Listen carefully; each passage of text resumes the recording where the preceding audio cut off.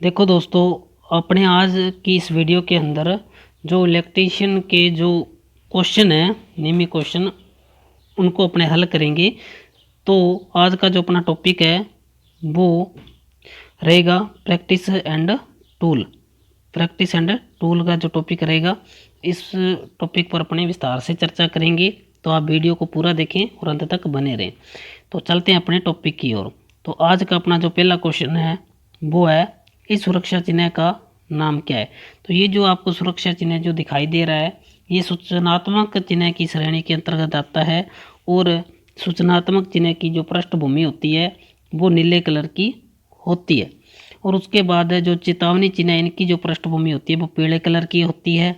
उसके बाद जो आवश्यक चिन्ह हैं, उनकी जो पृष्ठभूमि होती है वो नीले कलर की होती है।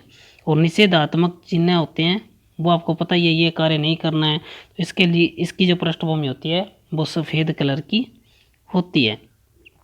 उसके बाद नेक्स्ट अपना क्वेश्चन नंबर 2 कि अग्नि का शमन क्या है, यानी कि अग्नि का शमन क्या है। तो अग्नि में से ईंधन को मिलाना। तो ईंधन को मिलाने से तो आपको पता ही है, आग ज़्यादा ही फैलेगी। तो ईंधन में अग्नि से ईंधन अलग करना, ईंधन से अग्नि से ईंधन को अलग करना, ये जो प्रक्रिया होती है वो ये जो प्रक्रिया होती है ये अपने स्टार्विंग कहलाती है। ये प्रक्रिया क्या कहलाती है? स्टार्विंग कहलाती है। और जल का उपयोग करके तापमान कम करना, ये जो प्रक्रिया है वो अपने कूलिंग कहलाती है। जबकि जो अग्नि को ऑक्सीजन की आपूर्ति से अलग करना, ये जो प्रक्रिया है ये प्रक्रिया अपनी स्मूथरिंग कहलाती है। तो ये प्रक्रिया क्या कहलाती है? स्मूथरिंग प्रक्रिया के अंतर आती है। तो ये इसका जो क्वेश्चन नंबर 2 सही है। अपने क्वेश्चन नंबर 2 का डी आंसर सही है कि अग्नि का शमन क्या है। तो ऑक्सीजन को अलग करना अग्नि का शमन होता है, आग क्या होती है? शांत हो जाती है। उसके बाद नेक्स्ट अपना, निम्न में से भौतिक हानि क्या है। तो कंपन हानि है क्या, वो भौतिक हानियों के अंदर आती है। उसके बाद नेक्स्ट अपना, निम्न में से अग्निरोधक का उपयोग करने का सही क्रम क्या है। तो सही क्रम आपको पता है, पास का नियम होता है, पुल, एम, स्क्विज और स्वीप। यानी कि पहले खींचेंगे, फिर पहले क्या करेंगे? खींचेंगे, फिर निशाना लगाएंगे, फिर दबाएंगे, फिर घुमाएंगे। तो इसका 4 नंबर क्वेश्चन का ए नंबर आंसर बिल्कुल सही है। उसके बाद जो नेक्स्ट अपना क्वेश्चन नंबर 5, क्वेश्चन नंबर 5 के अंदर है, 5S संकल्पना में निम्न में से कौन सा चरण है वो स्टैंडर्डाइजेशन को इंगित करता है। तो ये चौथा चरण होता है, चौथे चरण के अंदर ये आता है। तो उसके बाद है, कौन से प्लायर का उपयोग तार के हुक को बनाने के लिए उपयोग में लिया जाता है। तो तार के हुक को मिलाना है, तार के हुक को बनाना है तो अपने राउंड नोज प्लायर का यूज करेंगे। और साइड कटिंग प्लायर का अन्य नाम क्या होता है? डायगोनल प्लायर होता है। उसके बाद नेक्स्ट है अपना, पिंसर क्या होता है। तो पिंसर आपको पता है, लकड़ी में से कील निकालना क्या कहलाता है? पिंसर कहलाता है। तो इसका सही उत्तर क्या है? सी नंबर है। अगर आपको हैमर में पूछ ले तो कला पिन जो हैमर होता है वो भी लकड़ी में से कील निकालने के लिए यूज में किया जाता है। उसके बाद है 8 नंबर क्वेश्चन है, इस सुरक्षा चिन्ह का नाम क्या है। तो ये आपको दिखाई दे रहा है, ये जो सुरक्षा चिन्ह है इसका जो नाम है वो आवश्यक चिन्ह है। क्योंकि जो सड़क के जो सुरक्षा नियम है और एक जो अपने इलेक्ट्रिसिटी के जो नियम हैं वो थोड़े से मिलते जुलते हैं पर थोड़े से अलग भी है। तो उनके अंदर जो आकृति होती है जो अपने इलेक्ट्रिकल में, वो अपने वर्गाकार या आयताकार होती है। जबकि जो सड़क सुरक्षा के चिन्ह हैं इनमें जो इनकी आकृति होती है वो जो इस डायग्राम के अंदर दिखाई दी है, इस प्रकार की आकृति होती है। तो पृष्ठभूमि इसकी क्या होती है? या तो इसकी आवश्यक है तो नीली होगी और ग्रीन भी हो सकती है। आवश्यक की जो है नीली भी हो सकती है और ग्रीन भी इसकी पृष्ठभूमि हो सकती है। तो सहचेतक के पृष्ठभूमि की तो अपने बात ही कर ही ली। जो चेतावनी चिन्ह होते हैं इन पर जो आकृति बनी होती है वो क्या होती है? ब्लैक कलर की बनी होती है। सूचनात्मक जो चिन्ह होते हैं, जो सूचना देने का काम करते हैं, इनकी जो अपने आकृति है वो क्या होती है? सफ़ेद कलर की बनी होती है। उसी प्रकार जो निषेधात्मक जो चिन्ह है इनकी जो होगी आकृति होगी वो भी क्या होगी? ब्लैक कलर की बनी होगी। उसके बाद नेक्स्ट अपना क्वेश्चन नंबर 9, मूल श्रेणी में सहचेतक चिन्ह के पश्च भाग का रंग कौन सा होता है? तो सहचेतक यानी कि इसको चेतावनी चिन्ह के नाम से जाना जाता है। तो इसकी जो पृष्ठभूमि होगी वो पीले कलर की होगी। ग्रीन होएगी किसकी होगी?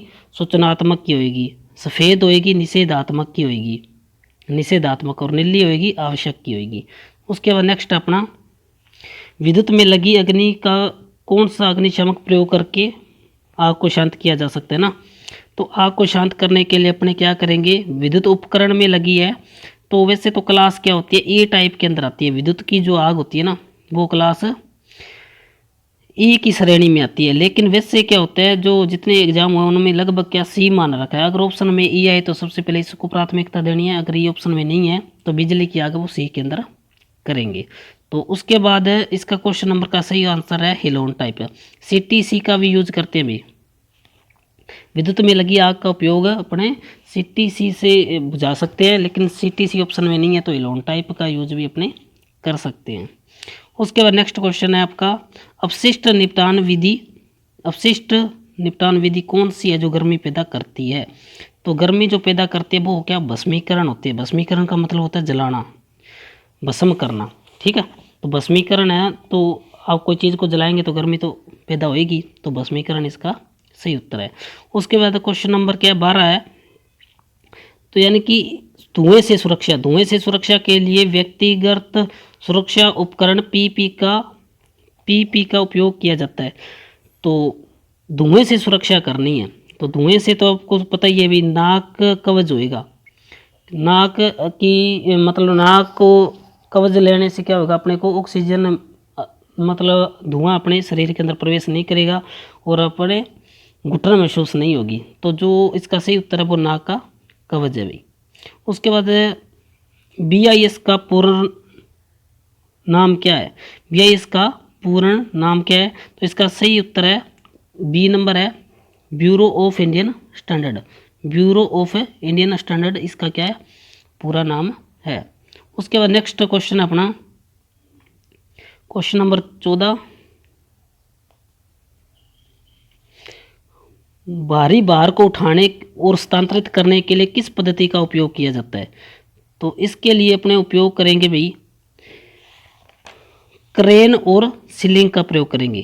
क्रेन और सीलिंग का प्रयोग करेंगे। भारी वजन को उठाना है तो आपको पता है क्रेन का यूज करेंगे। और क्रेन के अंदर जो मोटर यूज होती है वो सीरीज मोटर होती है। उसके बाद नेक्स्ट क्वेश्चन अपना 15 नंबर आग बुझाने में स्टार्विंग क्या है? तो स्टार्विंग आपको मैंने पहले बता दिया, ऑक्सीजन को अलग करना क्या कहलाता है? स्टार्विंग कहलाता है भी। तो ऑक्सीजन को अलग करना क्या कहलाता है? स्टार्विंग कहलाता है। तो इसका सही उत्तर क्या है? इसका सही उत्तर क्या होगा? 15 का डी नंबर होएगा भाई। तो इसने स्टार्विंग ही पूछा है ना, ये देखो स्टार्विंग लिखा हुआ है। तो स्टार्विंग क्या है? तो अग्नि में से ऑक्सीजन की आपूर्ति को अलग करना क्या कहलाता है? स्टार्विंग कहलाता है। अगर सी नंबर है इसका, तो जल का उपयोग करने के अपने तापमान कम करते हैं, इसको कूलिंग कहते हैं भी। क्या कहते हैं? कूलिंग कहते हैं। अग्नि में से ईंधन अलग करना ये स्मूथरिंग कहलाता है। क्या कहलाता है? स्मूथरिंग कहलाता है। तो आपको पता ही है, सारे मैंने बता दिए कि कौन सा क्या होता है। तो स्टार्विंग के बारे में इसने पूछा है, तो स्टार्विंग होएगा वो क्या होएगा? ऑक्सीजन की आपूर्ति को अलग करना क्या कहलाता है? ऑक्सीजन की आपूर्ति को अलग करना स्टार्विंग कहलाता है। उसके बाद जो अपना क्वेश्चन नंबर 16 देखो, इस पीपी का पूरा नाम क्या है? तो ये जो आपको पता है ये हाथ स्क्रीन है भी। क्या है? ये हाथ की स्क्रीन है। ये देखो इसके अंदर डायग्राम के अंदर आपको स्पष्ट दिखाई दे रहा है, नाक का कवच है, सर का कवच है, चेहरे का कवच है। तो इसमें पकड़ने की जगह बनी हुई है, तो हाथ स्क्रीन है। उसके बाद आगे वाला क्वेश्चन है 17 नंबर अपशिष्ट निपटान विधि की अपशिष्ट निपटान विधि कौन सी है जो बहुत सारी ऊर्जा बचाती है? तो बहुत सारी ऊर्जा बचाएगी वो पुनः चक्रण होएगी। पुनः चक्रण का मतलब है इसका अपने द्वारा यूज कर सकते हैं। भस्मीकरण का तो पता ही है भी, बहुत सारी गर्मी पैदा होती है। तो ये अपने पुनः चक्रण हो गया। आगे वाला जो अपने सही है क्वेश्चन नंबर 18 देखते हैं। किस प्रकार की कृत्रिम श्वसन विधि का उपयोग पीड़ित के लिए कर जिसकी छाती और पेट में चोट हो? तो ये है नेल्सन कि भुजा ऊपर पीछे दबाव विधि। और सेफर विधि तो आपको पता है अगर पीठ पर चोट हो तब यूज में ली जाती है। और सबसे बढ़िया विधि आपको पता है मुँह से मुँह विधि होती है। और एक सिल्वेस्टर विधि और होती है, सिल्वेस्टर, वो अगर पीड़ित व्यक्ति के सीने पर चोट लगी है तो उस विधि का यूज किया जाता है। उसके बाद अपना क्वेश्चन नंबर आगे देखो, किस प्रकार के व्यावसायिक स्वास्थ्य खतरे के कारण संक्रमण हो सकता है। तो संक्रमण आपको पता ही है वो होएगा तो अपने जैविक नुकसान से होता है। जैविक नुकसान से क्या होएगा, स्वास्थ्य को खतरा हो सकता है। उसके बाद नेक्स्ट क्वेश्चन अपना, इस औजार का नाम क्या है। इस औजार का जो नाम है वो क्या है, तो पिंसर है। आपको दिखाई दे रहा है, आपने कभी देखा भी होगा। तो ये ज़्यादातर जो अपने लकड़ी के जो कारीगर होते हैं उनके पास ज़्यादातर देखने को मिलता है। तो लकड़ी में से अगर कील निकालना है तो इसका यूज करेंगे।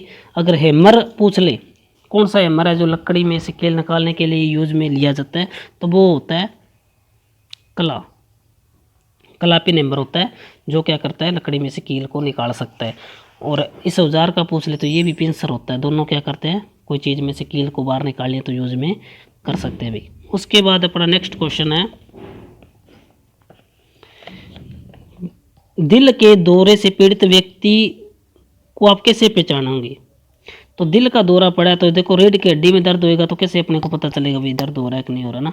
दौरा पड़ा है उसको तो मुंह पूरी तरह बंद हो जाएगा, पेट में अधिक सूजन हो जाएगी, होठों के चारों ओर नीला रंग।